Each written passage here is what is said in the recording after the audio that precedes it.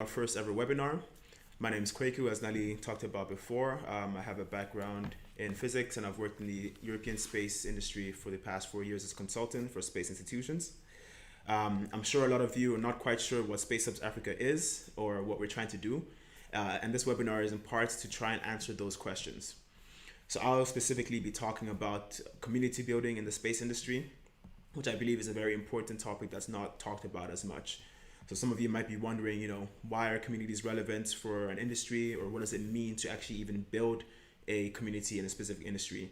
And this and more will be covered in this topic. So just as a quick overview, I'll first provide some context behind the importance of space technologies as a whole. Some of you may already be aware of this, some of you may not. And afterwards, I'll continue by providing a few case studies from other geographic regions across the world to explain the value of communities and maybe give a bit of context into how certain industries were actually developed. So setting the stage really quickly, if we look at the state of things in Africa currently, with respect to other regions in the world, what we notice quite clearly is that Africa is projected to be the fastest growing region over the next 80 years about. So if you look at the presentation, the second line down here that's very steep is Africa. And as you can see, most of the world is below and only Asia is above. So that means that Asia, in terms of total size, will have a higher population. But as you can see by the growth rates, the slopes of the lines, Africa is growing the quickest out of everyone. So why is this relevant? Well, when you consider some of the socioeconomic challenges on the continent, such as unemployment, low economic growth, and rising population, a rising population essentially exacerbates these problems, especially if these conditions are not addressed properly or effectively. So how does space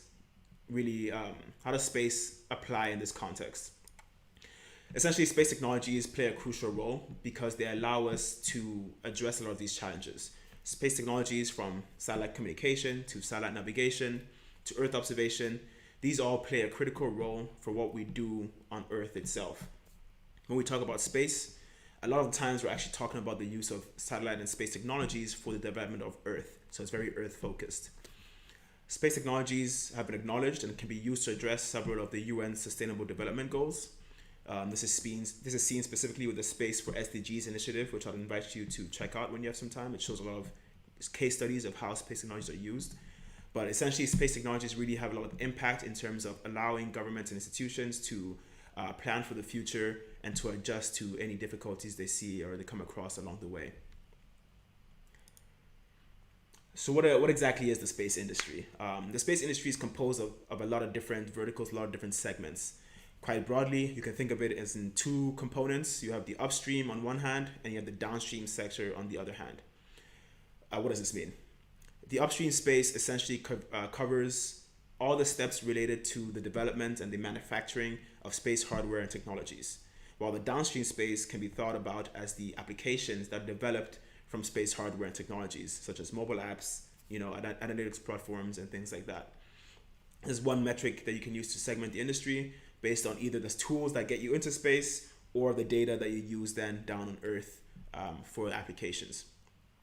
In this current day and age with the global economy, you don't necessarily have to be an expert across all verticals, upstream and downstream. You can actually focus on specifically one or the other and then develop your industry through that way. So if we look at countries like New Zealand and South Africa, they have a very strong manufacturing base, which they then export to other countries, and they're also now trying to evolve their downstream markets a little bit more.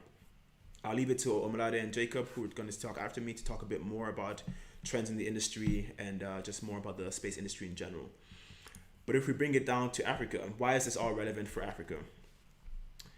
Well, quite simply put, the African space industry has been growing a lot, picking up a lot of steam over the past few years with increased participation from African countries, while South Africa, Nigeria, and Egypt really led the way for the continent. Now you see a lot more smaller countries joining in, countries such as Ghana, Ethiopia, Angola. They're all really looking to space technologies to help manage some of the problems they face on Earth and in their local environments, and generally trying to launch more satellites and foster more development and awareness of space as a whole. So now that we've set the stage a little bit, why should we care about community building? You know, as they say, if you want to move fast, move alone. But if you want to go far, you have to go together. And this is something that I think can be seen when you look at a lot of different other countries and all the different regions. But essentially, in a typical industry, you have several components that interact with each other dynamically. Some of these elements are listed here, and they are key components which, when implemented well, can reinforce one another and raise the general level of the industry as a whole. Of course, if we're going on this list, businesses are the economic driver of an industry and provide jobs and opportunities for citizens. But the role of academia in developing the local capacities and local capabilities can't be understated. Academic institutions are also a great way for research and development efforts, and they help strengthen the upstream industries, which then cascade down, of course, into downstream benefits. Networks, conferences, and events, these are, of course, all very important building blocks for a healthy ecosystem, as they help facilitate the transfer of knowledge and build mutual collaboration and support within the ecosystem, which, of course, then can lead to more multiplier effects for the entire industry as a whole. Lastly, access to finance is something that I think everyone also recognizes as important, and it's even more so for Africa, where space budgets are not as large as in, let's say, the Europe or in the US.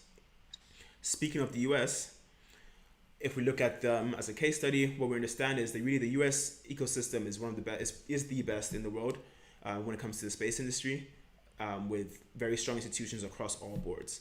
So the US space industry grew out of a geopolitical conflict with the USSR, which was driven by the space race, as everybody knows.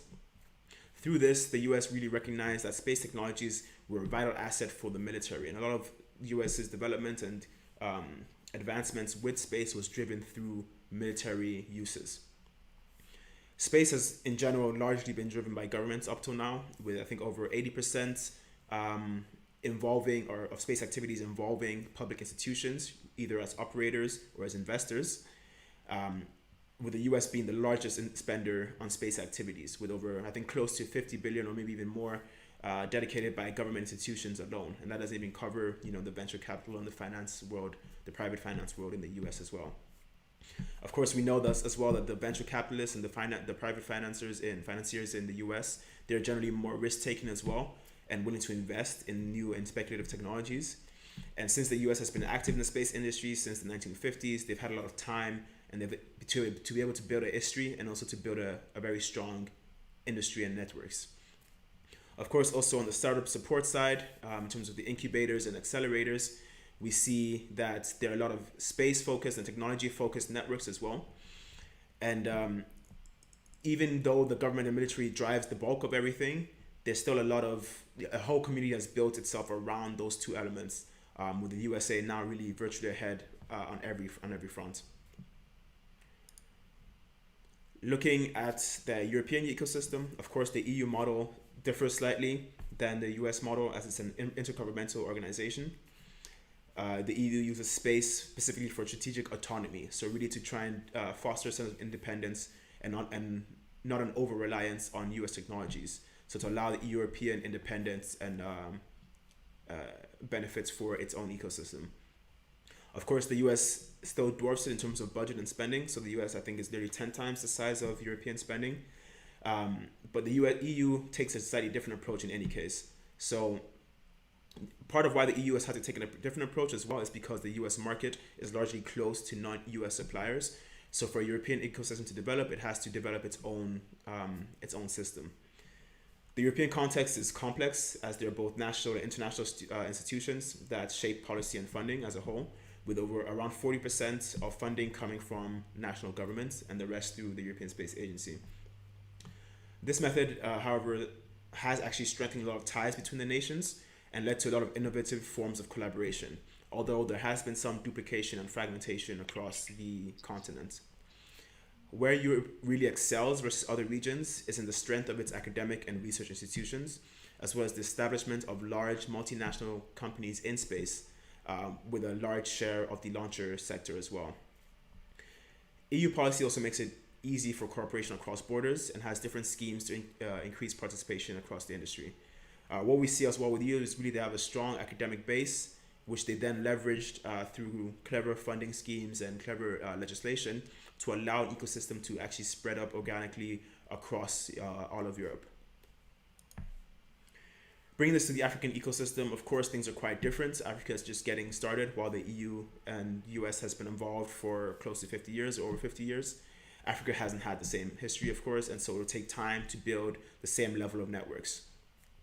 The comparison here isn't really to say that Africa needs to copy the approaches of the US or the EU, but rather to understand that by leveraging these factors, it can develop its own strategy that focuses on maximizing the potential of its own ecosystem by connecting these different verticals together and allowing them to work dynamically together to bring about something new and bring about something that lasts.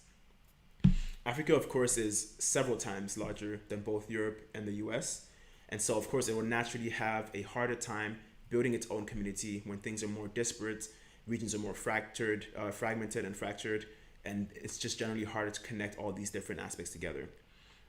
Of course, access to finance is also always a challenge with so many different needs on the African continent. It's hard to prioritize sometimes, but these are all challenges that Africa has, but that can also be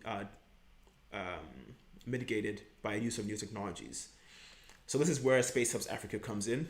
We are trying to use the power of new technologies such as the internet to avoid following the same path as other regions, but rather to create a new path for ourselves and help build a community that can reinforce each other, that is fit for this modern age. Quite simply, Spacehubs Africa is trying to build the African space ecosystem online. We provide an online platform for the African space community to allow the sharing of knowledge, building of connections, and development of capabilities for anybody who wants to partake. The website and platform is free, of course, for registering for anybody who's interested. And the best part of it actually is that you don't even have to be an expert in space. You know, our community is open to everyone of all ages, of all backgrounds, all nationalities. Whether you have 20 years in the industry or whether today's the first time you're even hearing about space technologies and the space industry, we want to try and help build connections with space enthusiasts across Africa. Not only do we provide a platform for you to talk and connect with others, you can also organize your own local events and organize your own local meetups. And we're trying to generally give you more the power to be in the agency to create something for yourself, a community for yourself in your own environments. Aside from that aspect, we at Spacehubs Africa also want to support you in your own personal space journey and help equip you with the tools and resources necessary to actually take part in the African space industry or in the wider space industry as a whole.